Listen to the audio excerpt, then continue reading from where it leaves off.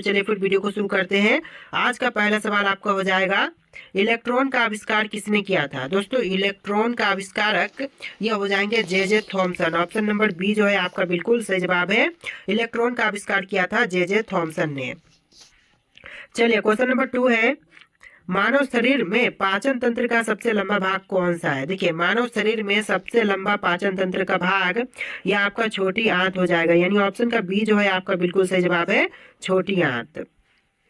चलिए question number 3 है, प्रकाश का अपवर्तन किस कारण होता है। दोस्तों प्रकाश का अपवर्तन जो है यह होने का मुख्य कारण है माध्यम के घनत्व पर अंतर। ऑप्शन नंबर बी, माध्यम के घनत्व पर अंतर आपका बिल्कुल सही जवाब हो जाएगा।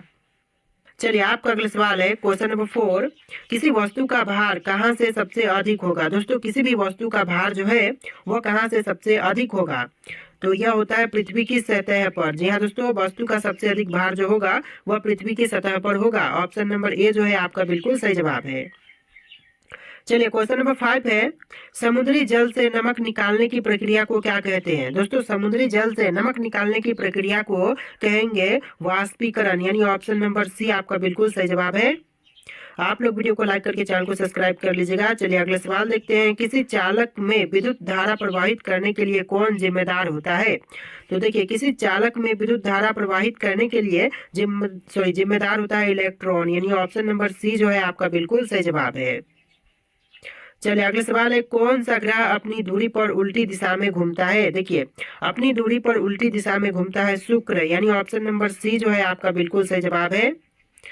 चलिए अगले सवाल है, लोहे में जंग लगने की प्रक्रिया को क्या कहते हैं। दोस्तों लोहे में जंग लगने की प्रक्रिया को कहेंगे ऑक्सीकरण, यानी ऑप्शन नंबर बी जो है आपका बिल्कुल सही जवाब है। चलिए अगला सवाल है, टेलीविजन का आविष्कार किसने किया था। देखिए टेलीविजन के आविष्कारक जो है यह हो जाएगा आपका John Logie Baird. Option number B आपका बिल्कुल सही जवाब है। चलिए क्वेश्चन नंबर 10 है, मानव शरीर में सबसे छोटा कोशिका कौन सी होती है। देखिए सबसे छोटी कोशिका जो है मनुष्य के शरीर में यह आपका हो जाएगा शुक्राणु। ऑप्शन नंबर बी जो है आपका बिल्कुल सही जवाब है। चलिए क्वेश्चन नंबर 11 है, कौन सा तत्व बिजली का सबसे खराब चालक है। देखिए तत्व जो कि बिजली का सबसे खराब चालक है यह आपका रबर हो जाएगा, यानी ऑप्शन नंबर सी जो है आपका बिल्कुल सही जवाब है। चलिए अगले सवाल है, कौन सा ग्रह अपने वलय यानी रिंग के लिए प्रसिद्ध है। तो देखिए यह ग्रह हो जाएगा आपका ऑप्शन नंबर का सी, शनि ग्रह। जी दोस्तों ऑप्शन नंबर सी आपका बिल्कुल सही जवाब है। चलिए अगला सवाल, कंप्यूटर के प्रोसेसर को क्या कहा जाता है। दोस्तों कंप्यूटर के प्रोसेसर को कहते हैं सीपीयू, यानी ऑप्शन नंबर सी आपका बिल्कुल सही जवाब है। चलिए क्वेश्चन नंबर 14 है, किस पदार्थ का उपयोग पेंसिल की नोक बनाने में किए जाते हैं। देखिए पदार्थ जो कि पेंसिल की नोक बनाने के लिए करते हैं यह आपका हो जाएगा ग्रेफाइट। ऑप्शन नंबर ए जो है आपका बिल्कुल सही जवाब है। चलिए अगले सवाल है, कौन सी धातु पानी में डालने पर तैर सकती है। देखिए धातु जो कि पानी में डालने से तैर सकती है तो ये आपका सोडियम हो जाएगा, यानी ऑप्शन नंबर सी सोडियम इस क्वेश्चन का बिल्कुल सही जवाब है। चलिए अगले सवाल, सबसे पहले संचार प्रणाली की खोज किसने की थी। देखिए सबसे पहले रक्त संचार प्रणाली की खोज करने वाला विलियम हॉर्वे है। ऑप्शन नंबर बी आपका बिल्कुल सही जवाब है, विलियम हॉर्वे। चलिए अगला सवाल है, पत्तियों का हरा रंग किसकी उपस्थिति के कारण होता है। देखिए पत्तियों का हरा रंग यह होता है क्लोरोफिल के कारण। ऑप्शन नंबर ए जो है आपका बिल्कुल सही जवाब है, क्लोरोफिल।